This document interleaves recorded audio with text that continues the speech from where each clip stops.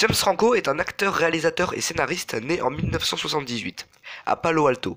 Vers ses 18 ans, il part à l'université Ulca pour prendre des cours de théâtre et à 21 ans, il décroche son premier rôle dans Collège Attitude, où il jouera le rôle de Jason Way aux côtés de John C. Reilly.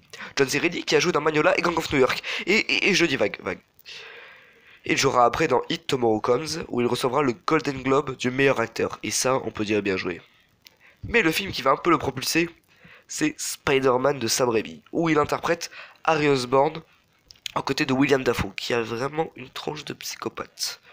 Mais le film qui va l'envoyer dans le rôle qu'il a aujourd'hui, celui du jeune con qui fait des blagues grasses, c'est Délire Express.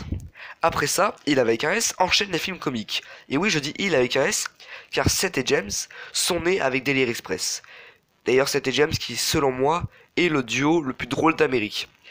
Ils continueront d'ailleurs avec The Interview et The Night Before.